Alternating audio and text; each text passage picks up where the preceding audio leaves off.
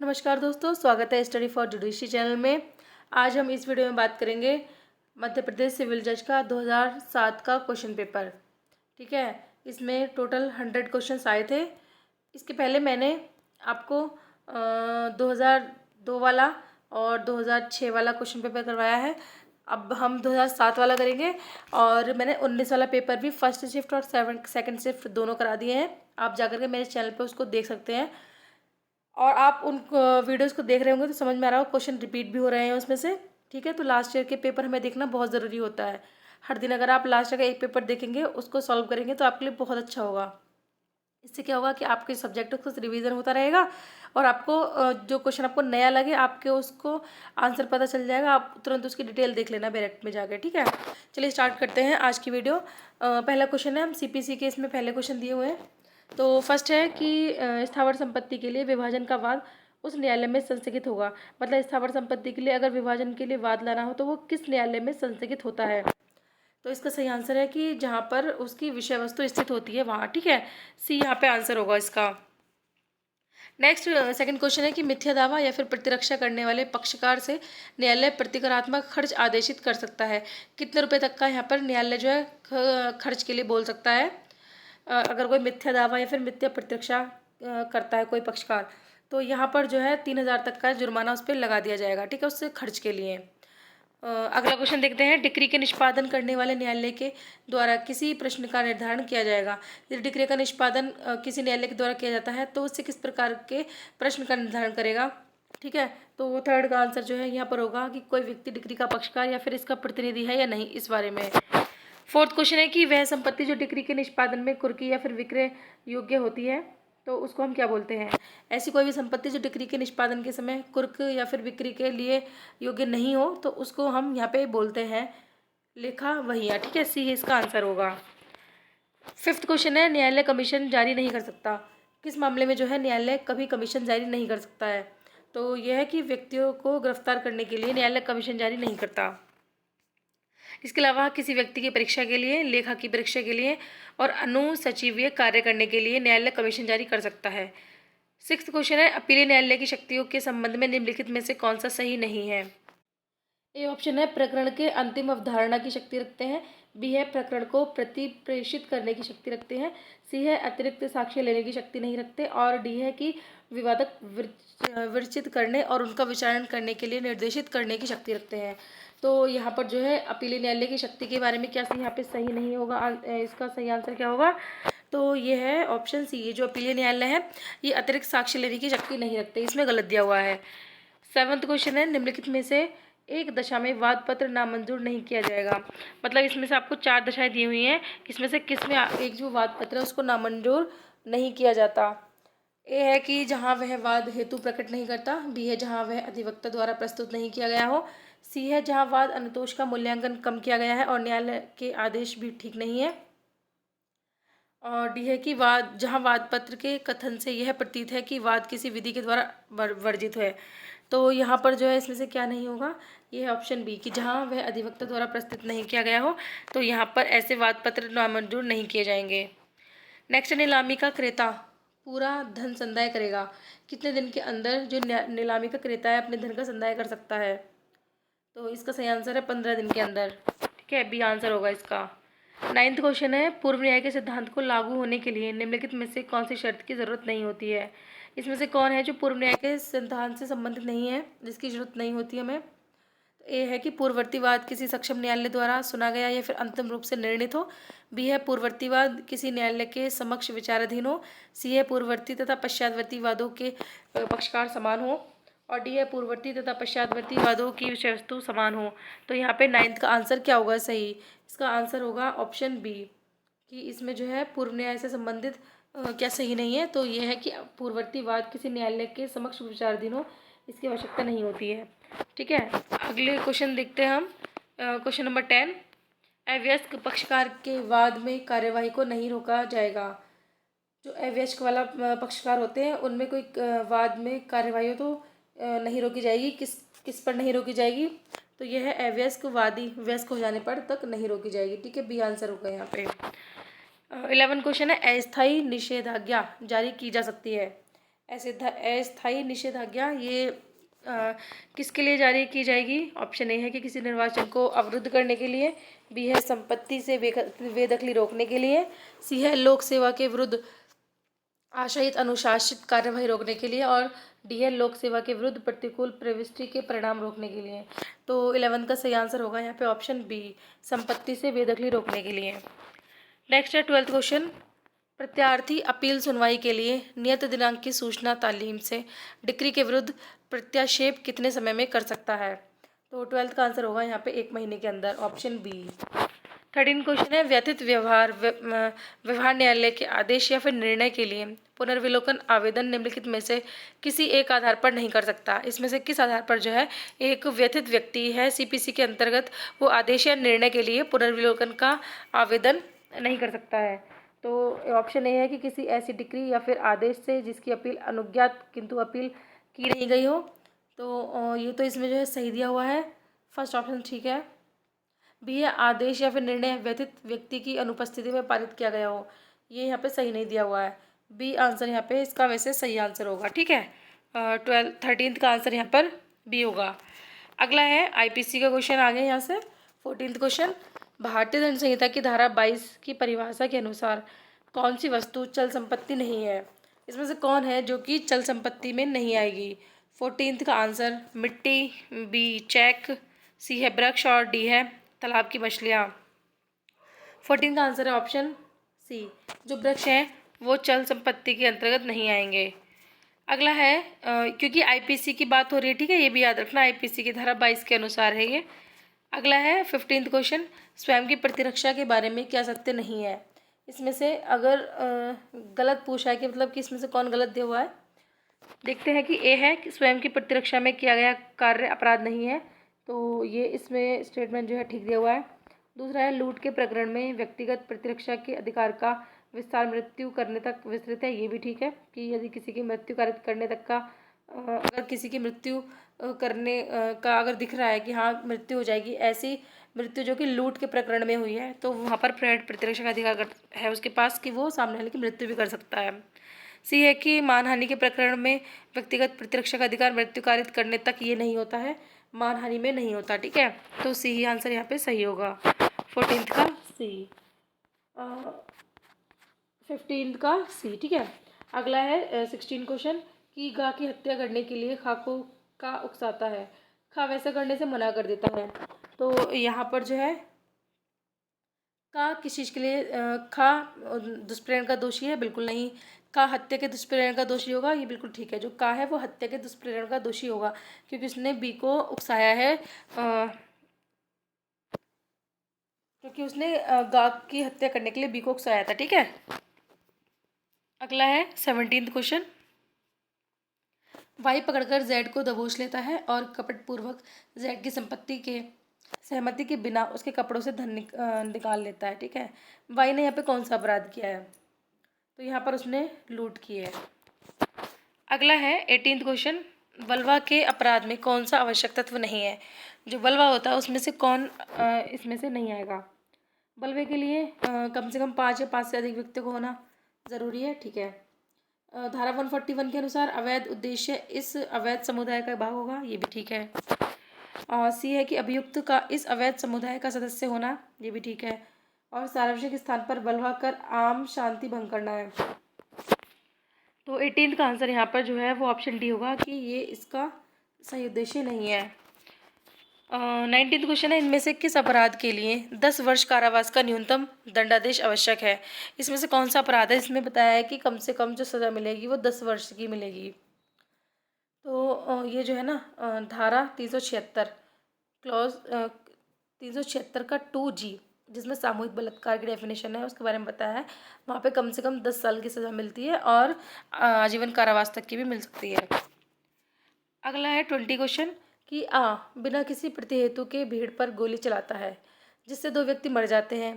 ए ने यहाँ पर कौन सा अपराध किया है? तो यहाँ पर ए ने जो है हत्या का अपराध किया है, हत्या 302 के तहत वो दंडनीय होगा। अगला है 21 क्वेश्चन, बलात्संग के अपराध का अभियुक्त है, क्या प्रतिरक्षा विधि अनुसार अनुयोग्य है? बताना है आपको। तो 21 का आंसर यहाँ पे सी होगा कि संभोग के लिए महिला सहमत थी, मतलब आ बलात्कार के अपराध का अभियुक्त है। क्या प्रतिरक्षा विधि अनुसार अनुयोग्य है, तो अभियोग के लिए महिला सहमत थी, अगर वो बोल देता है तो ये मान लिया जाएगा, ठीक है, उसके डिफेंस में।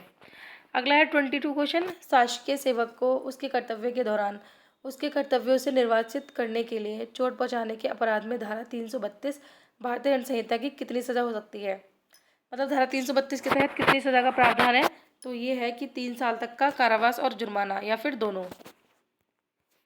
अगला है 23 क्वेश्चन, एक बॉक्स को तोड़कर आभूषण चुराने का प्रयत्न करता है, बॉक्स में कोई आभूषण नहीं होता, आ को चोरी लिखित के कारण देना आवश्यक शर्त है, बताना है आपको इसमें से क्या आंसर सही होगा। तो 27 का आंसर है कि यह कथन कि क्या सत्य है, ठीक है, 27 का आंसर ए होगा। 25 क्वेश्चन है, धारा 125 दंड प्रक्रिया संहिता में भरण पोषण की सहायता कौन पा सकता है, तो इसमें जो है अवयस्क पत्नी जिसके पास अपने आय के स्रोत हैं तो वो उसको तो नहीं मिलेगा भरण पोषण, अवयस्क अधर्मस्थ संतान इसको मिलेगा, सौतेला पुत्र या पुत्री इसको नहीं, भाई बहन को नहीं, तो बी आंसर इसका सही होगा। नेक्स्ट 29 क्वेश्चन, अवयस्क लड़की जो अपने पिता के साथ इंदौर में रहती थी, अभियुक्त से प्रेम होने पर उसके कहने से टैक्सी में से अभियुक्त के साथ भोपाल आती है, कुछ दिन वह अभियुक्त के साथ मुंबई में स्थायी तौर पर रहने लगी थी, वह अपहरण के अपराध का विचारण यहाँ पर कहाँ होगा, अगर किडनैपिंग का यहाँ पर विचारण कराना हो तो किस जगह पे इसका होगा, तो देखो ये इंदौर में भी हो सकता है, भोपाल में भी, मुंबई में भी, तो उपरोक्त वर्णित किसी भी स्थान पर कहीं भी जो है किडनैपिंग के लिए विचारण ट्रायल हो सकता है। 30 क्वेश्चन है, धारा 164 दंड प्रक्रिया संहिता के अनुसार संस्वीकृति कथन कौन लेखबद्ध कर सकता है, इसमें से कौन है जो संस्वीकृति के कथन को लेखबद्ध कर सकता है। 30 का आंसर क्या होगा यहाँ पर, तो 30 का आंसर होगा यहाँ पर कि कोई भी न्यायिक मजिस्ट्रेट। 31 क्वेश्चन है कि धारा 494 भारतीय दंड संहिता के में द्विविवाह के अपराध के लिए परिवाद किसके द्वारा प्रस्तुत किया जाएगा। 494 इसमें आईपीसी में जो द्विविवाह है तो यहाँ पर कौन जो है कंप्लेन कर सकता है, तो यहाँ पर देखो पत्नी की ओर से भी, चाहे माता पिता भाई बहन किसी की भी ओर से यहाँ पर कंप्लेन की जा सकती है। अगला क्वेश्चन है 32 क्वेश्चन, कौन सा दस्तावेज औपचारिक रूप से सिद्ध हुए बिना ग्रह नहीं है, इसमें से कौन सा दस्तावेज होगा, तो 32 का आंसर ऑप्शन बी, ये मेडिकल रिपोर्ट जो होती है इसको औपचारिक रूप से सिद्ध हुए बिना भी इसको ग्राह्य मान लिया जाएगा। अगला है इसमें से क्या सत्य नहीं है, क्या सत्य नहीं है कि श्रवण दिनांक को यदि परिवादी अनुपस्थित है तो मजिस्ट्रेट अभियुक्त को उन्मुक्त कर सकता है यदि उसने अपराध किया है, इसमें से कौन सा। 33 का आंसर जो है यहाँ पर ऑप्शन डी होगा कि उक्त प्रावधान परिवाद पर संस्थगित प्रकरण व पुलिस द्वारा संस्थगित दोनों में लागू होंगे। 34 क्वेश्चन है कि प्रतिभूति पत्र के जब्त होने के पहले यदि प्रतिभूति की मृत्यु हो जाती है तो उसकी संपदा पर उत्तरदायित्व कौन होगा, तो 34 का आंसर यहाँ पे ऑप्शन बी है कि उसका जो उत्तरदायित्व है वो समाप्त हो जाएगा। अगला क्वेश्चन देखें 35, प्रकरण का निर्णय या अंतिम आदेश जब हस्ताक्षरित हो जाता है तो निम्नलिखित में से क्या सही है। यदि प्रकरण का जो निर्णय और अंतिम आदेश है उस पर साइन हो जाए तो फिर क्या होता है, तो फिर जो है जो लिपिक त्रुटि को सही कर सकता है, बस इसमें ये सकता है, इसके अलावा कुछ नहीं, मतलब न्यायालय की सजा में परिवर्तन ये नहीं होगा, न्यायालय का पुनर्विलोकन ये भी नहीं होगा और प्रकरण का पुनः विचारण नहीं होगा, लेकिन जो क्लैरिकल मिस्टेक है तो उसको सही किया जा सकता है। 36 क्वेश्चन है, मजिस्ट्रेट के दोष मुक्ति के निर्णय के विरुद्ध अपील होगी, अगर मजिस्ट्रेट के दोष मुक्ति के निर्णय के विरुद्ध अपील करनी हो तो ये होती है सेशन कोर्ट में, ऑप्शन बी। अगला है 37 क्वेश्चन, मानहानि के अपराध संज्ञान हेतु धारा 468 दंड प्रक्रिया संहिता में समय सीमा क्या है, तो इसकी है 3 वर्ष तक का समय सीमा। 38 क्वेश्चन है, विचारण की समाप्ति के बाद दंड न्यायालय संपत्ति के निराकरण के लिए आदेश कर सकता है, इसमें से क्या सही नहीं है, तो इसमें जो है सही नहीं है वो है कि संपत्ति के स्वामित्व पर व्यक्ति के स्वत्व घोषणा कर, ठीक है, ये इसमें सही नहीं दिया हुआ है। अगला है एविडेंस एक्ट के क्वेश्चन, भारतीय साक्ष्य अधिनियम में साबित नहीं हुआ का मतलब क्या होता है, साबित नहीं हुआ है इसके सेक्शन 3 में है, जिसमें जो डेफिनेशन वाला पोर्शन है, ठीक है, उसमें दिया हुआ है साबित नहीं हुआ की डेफिनेशन, तो 39 के अनुसार इसमें साबित नहीं होगा मतलब होता है कि ऐसे तथ्य हैं जो ना तो ना साबित हुए हैं और जो ना ही साबित हुए हैं, मतलब जो ना ही साबित हुए और ना ही ना साबित हुए हैं, ठीक है। तो डी इसका आंसर होगा। 40 क्वेश्चन है कि बा को पीटकर उसकी हत्या करने का अभियुक्त है, क्या साक्ष्य नहीं दी जा सकती, इसमें से क्या साक्ष्य इसमें नहीं दिया जाएगा। 40 का आंसर देखें तो बा और आ द्वारा पिटाई के समय या फिर पास खड़े लोग द्वारा जो कुछ कहा गया वो एविडेंस माना जाएगा। बी की मृत्यु करने का ए का आशय ये भी माना जाएगा।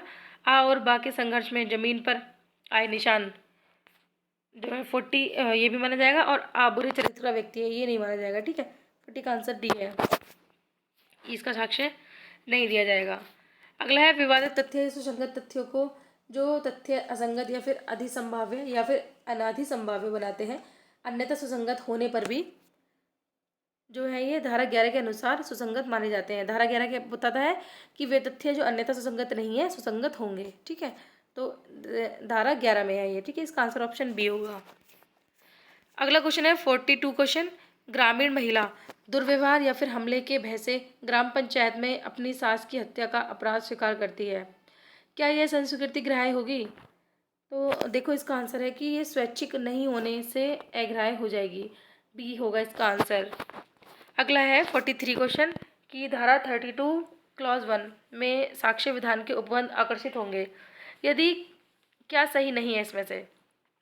यदि मृत्यु का कारण निश्चित कर दिया गया हो, मृतक का कथन मृत्यु के कारण से संबंधित है, मृत्यु की परिस्थिति से संबंधित है, यह मौखिक कथन ग्राह्य नहीं है। 43 का आंसर यहाँ पर ये होगा कि मौखिक कथन जो है ग्राह्य नहीं होते हैं। तो धारा 32 के 1 साक्ष्य विधान के उपबंध में आकर्षित होंगे यदि मौखिक कथन ग्राह्य नहीं है तब। अगला है लोक दस्तावेजों के लिए क्या द्वितीयक साक्ष्य दिए जा सकते हैं, लोक दस्तावेजों में सेकेंडरी एविडेंस दिए जा सकते हैं क्या। तो इसका आंसर है दस्तावेज की प्रमाणित लिपि से दिए जा सकते हैं, प्रतिलिपि से मतलब कॉपी से दिए सकते हैं। अगला है 45 क्वेश्चन, वसीयत को प्रमाणित करने के लिए क्या सही नहीं है। तो इसका सही आंसर ऑप्शन सी है कि उत्तराधिकारियों द्वारा स्वीकृत होने पर कोई प्रमाण आवश्यक नहीं है, ये यहाँ पे सही नहीं दिया हुआ है, बाकी तीनों इसमें सही है। अगला क्वेश्चन है 46 क्वेश्चन कि किसी दस्तावेज को स्वयं सिद्ध होने के लिए कितनी अवधि पूर्व निष्पादित होना चाहिए। किसी दस्तावेज को स्वयं सिद्ध होने के लिए कितने टाइम का टाइम है इसमें, तो 30 वर्ष। ये अवधारणा करता है न्यायालय कि अगर 30 वर्ष पुराना कोई दस्तावेज है तो माना जाएगा कि वो सही है, ठीक है। अगला है कौन साक्ष्य नहीं दे सकता, इसमें से कौन है जो साक्ष्य नहीं दे सकता। तो पागल जो प्रश्न या फिर उत्तर समझने में असमर्थ हो वो साक्ष्य नहीं देगा, बाकी तीनों दे सकते हैं। अगला है क्या सत्य नहीं है, इसमें से ये 4 स्टेटमेंट दिए हुए हैं, इन चारों में से बता रहे हैं कि क्या सही नहीं है। यह है कि साक्षी का प्रतिपरीक्षण उसके पूर्व लिखित कथन पर किया जा सकता है, तो ये सही दिया हुआ है। प्रतिपरीक्षण में सूचक प्रश्न पूछे सकते हैं, ये भी ठीक है क्योंकि सूचक प्रश्न प्रतिपरीक्षा में ही पूछे जाते हैं। सी है कि दस्तावेज करने को बुलाए गए साक्षी की प्रतिपरीक्षा कराई जा सकती है, ये सही नहीं दिया हुआ है, ठीक है। जो दस्तावेज पेश करने के लिए बुलाए गए हैं उसको प्रतिपरीक्षा के लिए नहीं बुलाया जाएगा, तो सी यहाँ पर आंसर सही है। अगला है 49 क्वेश्चन, विशेषाधिकार दस्तावेज यहाँ पर क्या होते हैं। विशेषाधिकार दस्तावेज क्या होंगे, तो ये होते हैं पक्षकार द्वारा अधिवक्ता को बताए गए अपमानजनक आक्षेप, ये जो है विशेषाधिकार दस्तावेज होते हैं। 50 क्वेश्चन है किसी व्यक्ति की सिविल डेथ की अवधारणा की जा सकती है यदि उसके बारे में नहीं सुना गया है, मतलब अगर किसी व्यक्ति के बारे में कितने साल तक नहीं सुना गया तो उसकी सिविल डेथ मान ली जाएगी, ऐसे अवधारणा करता है कोर्ट। तो ये है 7 वर्ष, अगर 7 वर्ष तक किसी व्यक्ति के बारे में नहीं सुना है कि वो जीवित है तो मान लिया जाएगा कि उसकी मृत्यु हो गई है। 51 क्वेश्चन है न्यायाधीश किसी भी प्रश्न करने या दस्तावेज प्रस्तुत करने का आदेश देने की शक्ति रखता है, यह कहाँ सही नहीं है। तो 51 का आंसर क्या होगा, ऑप्शन बी होगा कि प्रश्न के प्रत्युत्तर में दिए उत्तर पर प्रतिपरीक्षा करने का अधिकार पक्षकारों को होगा, बी यहाँ पे आंसर सही है। अगला है एमपी अकोमोडेशन कंट्रोल एक्ट 1961 के क्वेश्चन। 51 क्वेश्चन है मध्य प्रदेश स्थान नियंत्रण अधिनियम 1961 ये कब प्रवर्तन में आया था। ये मोस्ट इंपोर्टेंट क्वेश्चन है, आप इसको भूलना मत। इन्फोर्समेंट वाला का तो ये सीन है कि आपके जितने भी एक्ट इस पेपर में आने वाले हैं सबकी इन्फोर्समेंट डेट आप ज़रूर याद कर लेना, हर एक्ट की, चाहे वो एमपी अकोमोडेशन एक्ट हो, चाहे एमपी लैंड रिवेन्यू एक्ट हो या फिर आईपीसी सीआरपीसी एविडेंस का किसी का भी, ठीक है, आप सबका याद रखना। क्योंकि ये क्वेश्चन बहुत बेसिक होते हैं और ये बन जाते हैं। और ये क्वेश्चन ऐसा नहीं है कि आपको मतलब आप इसको गलत कराओ, ये इतने कॉमन क्वेश्चन है कि आप इसको गलत नहीं कर सकते, आपको पता होना चाहिए, ठीक है, किसी भी एक्ट के बारे में। तो 42 का आंसर ये है ऑप्शन बी। 30 दिसंबर 1961 को ये एक्ट जो है प्रवर्तन में आया था। अगला है मध्य प्रदेश स्थान नियंत्रण अधिनियम 1961 के अंतर्गत इस ये जो स्थान है, स्थान में क्या नहीं है। ये क्वेश्चन पहले भी पूछा गया है। तो स्थान में जो है शासकीय स्कूल भवन, ये स्थान में नहीं आएंगे इस एक्ट के अकॉर्डिंग। अगला है भूमि स्वामी मानक भाड़े में प्रतिवर्ष वृद्धि कर सकता है। कितने % तक की जो ऑनर होता है वो रेंट में वृद्धि कर सकता है। तो ये 10% तक की कर सकता है वृद्धि प्रतिवर्ष। 55 क्वेश्चन है कि मकान मालिक की दुकान ग्वालियर शहर में है, इस दुकान में 11 वर्ष से किराएदार है, उसके विरुद्ध न्यायालय में निष्कासन की डिक्री पारित की। मकान मालिक को क्या प्रतिकर यहाँ पर देना होगा, मतलब अगर देना होगा तो कितना देना होगा। तो सही आंसर है इसका ऑप्शन बी कि वार्षिक मानक भाड़े की रकम के दुगने के बराबर देना होगा, ठीक है। अगला क्वेश्चन देखते हैं 56 की इसमें से क्या सही नहीं है। भूस्वामी ने निवास के प्रयोजन हेतु वास्तविक आवश्यकता के आधार पर डिक्री के अनुसरण में स्थान का अधिपत्य प्राप्त किया, तब वह भाड़ा नियंत्रक अधिकारी की अनुमति के बिना, यहाँ पर क्या सही नहीं होगा। तो 56 का आंसर ऑप्शन ए है कि स्थान को कभी भी भाड़े पर नहीं देगा, ठीक है, ए आंसर राइट है।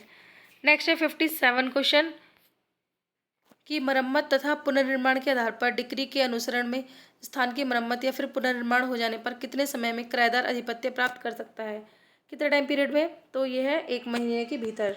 मतलब अगर उसके घर में कोई काम चल रहा है, कोई कंस्ट्रक्शन हो रहा है उसके घर में मकान मालिक के, तो किराएदार को सिर्फ 1 महीने का टाइम दिया जाएगा कि 1 महीने में घर तैयार हो जाएगा, तो फिर आप सामान शिफ्ट कर सकते हैं, ठीक है। तो 1 महीने के टाइम दिया गया है।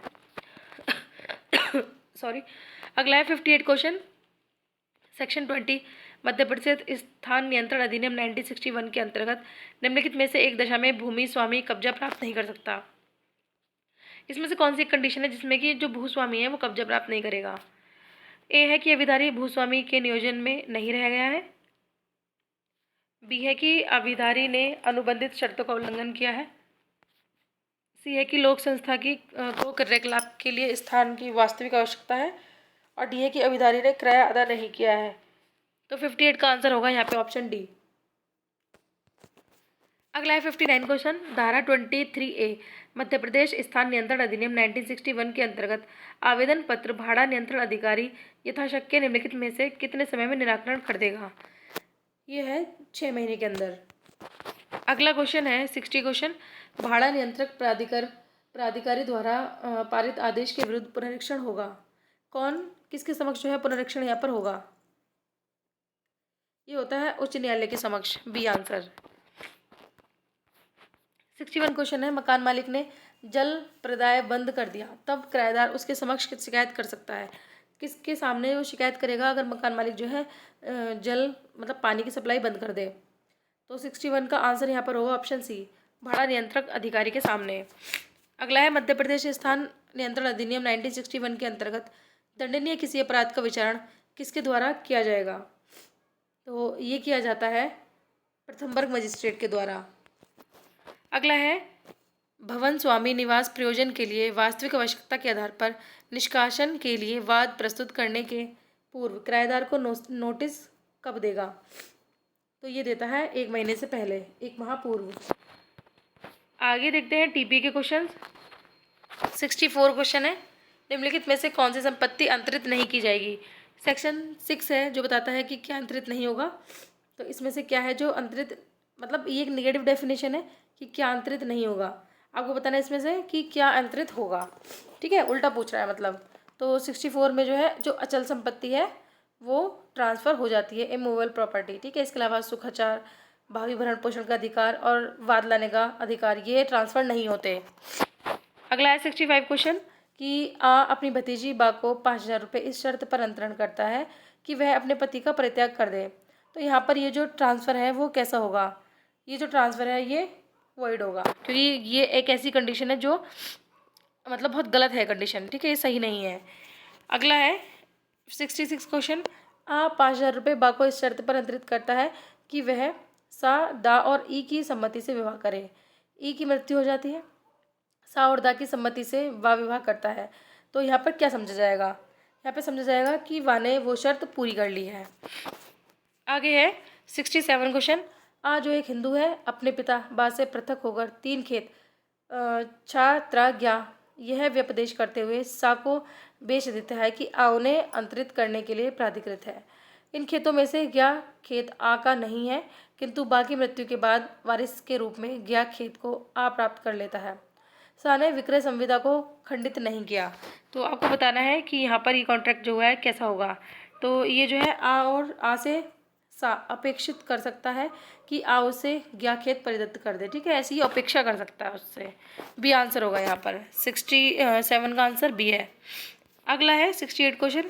सुल्तानपुर मौजा में आ का हिस्सा आधा और बा का तथा सा का प्रत्येक का हिस्सा 1/4 था। इसमें से एक मौजे में 8वें अंश को लालपुर मौजे में से 1/4 अंश से विनिमय कर देता है। कोई तत्प्रतिकूल करार नहीं होता, इसलिए ए लालपुर में 8वें अंश का एवं ब तथा स प्रत्येक हकदार है।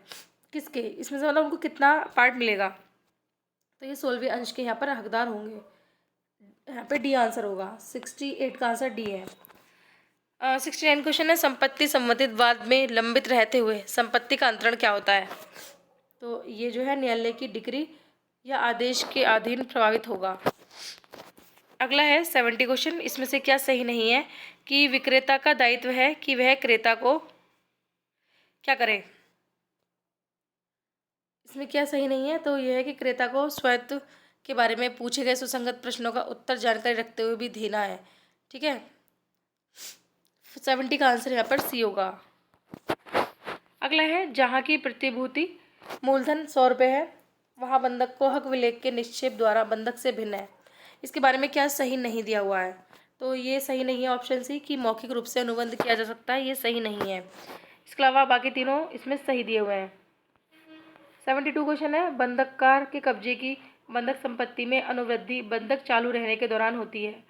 तत्प्रतिकूल संविदा न हो तो मोचन किए जाने पर ऐसी अनुवृद्धि का हकदार कौन होगा? ये होता है बंधककर्ता। 73 क्वेश्चन है। स्थावर संपत्ति के पट्टे का पर्यावसान नहीं होता। स्थावर संपत्ति के पट्टे का पर्यावसान इसमें से कब नहीं होगा? तो ये है ऑप्शन बी कि जब पट्टा करता है उसकी मृत्यु हो जाए तब। नेक्स्ट है 74 क्वेश्चन की आ ने वाक को कोई संपत्ति दान दी, ब द्वारा दान प्रतिग्रहण करने से पूर्व ही आगे मृत्यु हो जाती है। तो यहाँ पर ये जो दान है क्या होगा? वैध तो नहीं होगा, ये जो है वॉइड होता है। ठीक है, अगर गिफ्ट देने से पहले उसकी मृत्यु हो जाती है दाता की, तो ये जो दान होता है वो वॉइड कहलाता है। 75 क्वेश्चन है कि बा का आ देनदार है, बा वह ऋण सा को अंतरित कर देता है।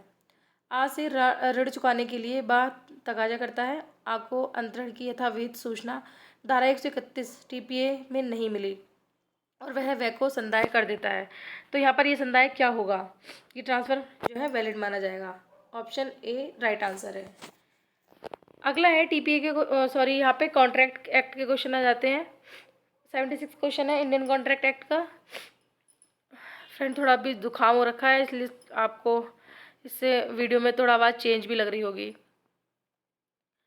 76 क्वेश्चन है कि वह करार जो विधिवत प्रवर्तनीय नहीं है क्या कहलाता है? ऐसा करार जो विधिवत प्रवर्तनीय नहीं हो तो हम उसको कॉन्ट्रैक्ट तो नहीं कहेंगे। तो 76 का आंसर है यहाँ पर ये वॉइड होता है। ठीक है, अगला है 77 की 1000 रुपये के मूल्य के घोड़े को 10 रुपये में बेचने का जो है करार देता है। इस करार के लिए ए ने सम्मति स्वेच्छा से दी थी। तो यहाँ पर ये करार जो है क्या होगा? ऐसा करार जो है यहाँ पर ये कॉन्ट्रैक्ट माना जाएगा। ठीक है, अगला है संविदा के लिए निम्नलिखित में से कौन सा तत्व आवश्यक नहीं है? कॉन्ट्रैक्ट के लिए इसमें से क्या ज़रूरी नहीं है? तो देखो ये अचल संपत्ति वैसे ज़रूरी नहीं है। प्रस्थापना, प्रतिग्रहण, प्रतिफल ये तीनों ही आवश्यक है। 79 है सभी अवैध संविदाएं शून्य होती हैं किंतु सभी शून्य संविदाएं नहीं। ये 79 का आंसर यहाँ पर होगा बी अवैध। ठीक है, सभी जो शून्य संविदाएं नहीं है। ठीक है, सभी अवैध संविदाएं शून्य नहीं होती, लेकिन जो सभी शून्य संविदाएं हैं वो अवैध नहीं होती। ठीक है, बी आंसर यहाँ पर होगा 79 का। अगला है 80 क्वेश्चन कि बी को प्रवंचित करने के आशय से मिथ्या व्यपदेश करता है कि आग के कारखाने में 500 टन मील प्रतिवर्ष बनाया जाता है, जो नील है वो, और तद द्वारा वह बी को कारखाना खरीदने के लिए प्रेरित करता है। यहाँ पर ये कॉन्ट्रैक्ट क्या हुआ? तो यहाँ पर बी के विकल्प पर शून्यकरण हो जाएगा। अगला है 81 क्वेश्चन कि बी के बच्चे का भरण पोषण करने के लिए ए वचन देता है और वह उस प्रयोजन के लिए ए को 1000 रुपये हर वर्ष देने का वचन देता है। तो यहाँ पर प्रतिफल क्या होगा? ये जो प्रतिफल है यहाँ पर वैलिड होता है, वैध। अगला है 82 क्वेश्चन कि बी को 100 टन तेल बेचने का करार देता है। उसमें यह दर्शित करने को कुछ नहीं है कि किस तरह का तेल आशयित है। ऐसा जो करार है, एग्रीमेंट है, वो क्या होगा? ये वॉइड होता है। 83 क्वेश्चन है कि ए करार करता है कि यदि से बै विवाह करे तो वह बै को एक धनराशि देगा। दै से विवाह कर लेती है, तो यहाँ पर ये जो एग्रीमेंट है, ये एग्रीमेंट यहाँ पर वॉइड होगा। ये आंसर सही होगा यहाँ पर। 83 का आंसर ए। 84 है कि ए 1000 रुपये की कीमत पर 10 दिन के अंदर बी को एक रंग चित्र बनाने का वचन देता है। ये क्वेश्चन कितनी बार पूछा जाएगा? पहले भी पूछा है। ए उस दिन से पहले ही मर जाता है, तो यहाँ पर ये जो कॉन्ट्रैक्ट है वो क्या होगा? ये जो कॉन्ट्रैक्ट है ये परिवर्तनीय नहीं माना जाएगा। 85 क्वेश्चन है कि ए को एक संगीत समारोह में 1000 रुपये पर जो अग्रिम दिए जाते हैं बी के लिए गाने की संविदा करता है। ए इतना बीमार है कि गा ही नहीं सकती है, तो यहाँ पर ये जो कॉन्ट्रैक्ट हुआ है ये क्या माना जाएगा? 85 का आंसर ये है कि ए को अग्रिम 1000 रुपये बी को वापस लौटाने चाहिए। अगला है 86 क्वेश्चन। एक व्यापारी अपना माल बी को घर पर भूल से छोड़ देता है। बी उस माल को अपने माल के रूप में बरतता है, मतलब वो सोचता है कि ये मेरे घर पे छूट गया, तो वो उसको यूज़ करने लग जाता है। तो यहाँ पर क्या होगा? तो यहाँ पर ए को संदाय करने के लिए बी आबाद है, मतलब जो उसके घर पे सामान छूटा है वो उसको वापस ए को वापस दे दे। ठीक है, ये बाउंड है इस चीज़ से। 87 क्वेश्चन है कि ए इस बात के प्रति फलस्वरूप कि बै अपनी जमींदारी के भाटकों का संग्रह करने के लिए सी को नौकर रखेगा। सी द्वारा उन भाटकों के सम्यक संग्रह और संदाय के लिए 5000 रुपये की रकम उत्तरदायी होने पर वचन बी को देता है।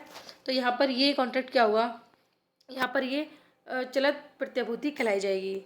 ठीक है, सी आंसर होगा यहाँ पर। आगे देखते हैं एमपी लैंड रेवेन्यू कोड 1959 के क्वेश्चन। देखो एक ये क्वेश्चन फिर आ गया कि ये एक्ट कब प्रवर्तन में आया था, कब प्रभावशील हुआ था? ये हुआ था 2/10/1959 को। ठीक है। अगला है कृषि के अंतर्गत इसमें से क्या नहीं आता? कृषि के अंतर्गत जो बीज वृक्षारोपण है वो नहीं आते। बाकी उद्यान उत्पादन, छप्पर छाने वाली घास, चारा घास, ये सब आती है। तो सी जो है ना, जो बी है बीज वृक्षारोपण, ये कृषि के अंतर्गत नहीं आते। 89 का बी यहाँ पे सही आंसर होगा। 90 क्वेश्चन है राजस्व मंडल के अध्यक्ष तथा सदस्यगण के बीच कार्य का वितरण किया जाएगा, किसके द्वारा? तो ये किया जाता है राज्य सरकार के द्वारा। राजस्व मंडल और सदस्यगण जो है, अध्यक्ष और सदस्यगण के बीच में जो कार्य का वितरण होता है वो राज्य सरकार करती है। 91 क्वेश्चन है कलेक्टर के समक्ष राजस्व अधिकारी द्वारा पारित आदेश के विरुद्ध अपील की समयावधि क्या है? ये है 30 दिन की। नेक्स्ट है 92 क्वेश्चन तहसीलदार द्वारा पारित आदेश के विरुद्ध पुनरीक्षण प्रस्तुत होगा, किसके समक्ष जो है पुनरीक्षण प्रस्तुत होगा? तो 92 का आंसर यहाँ पर होगा ऑप्शन बी, कलेक्टर के समक्ष। अगला है धारा 57 क्लोज 1 मध्य प्रदेश भू राजस्व संहिता 1959 के अंतर्गत भूमि के अधिकार के संबंध में राज्य सरकार तथा किसी व्यक्ति के मध्य कोई विवाद उद्भूत हो तो उसका निराकरण किया जाएगा, किसके द्वारा किया जाएगा? तो ये किया जाता है उपखंड अधिकारी के द्वारा। अगला है पटवारी हलकों की विवेचना की जाती है, किसके द्वारा की जाएगी? तो ये की जाती है कलेक्टर के द्वारा। 95 क्वेश्चन है खसरा प्रविष्टि में विवाद होने पर शुद्धिकरण हेतु कोई व्यक्ति तहसीलदार को आवेदन कर सकता है, कितनी दिनांक के भीतर, कितना टाइम के अंदर वो तहसीलदार को ये आवेदन करेगा? तो ये करता है 12 माह यानी कि 1 साल के अंदर। ठीक है, सी आंसर होगा। अगला है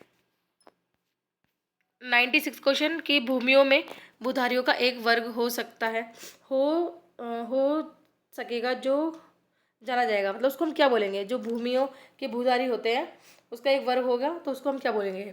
उसको हम बोलते हैं भूमि स्वामी। अगला है 97 क्वेश्चन, भूमि स्वामी बिना अनुमति भूमि हस्तांतरित नहीं कर सकता यदि वह किस कैटेगरी से है। यदि वह आदिम जनजाति से है तो वो बिना अनुमति के भूमि को ट्रांसफर नहीं करेगा। 98 क्वेश्चन है, कौन भूमि स्वामी 1 वर्ष से अधिक समय के लिए अपनी भूमि पट्टे पर नहीं दे सकता। 98 का आंसर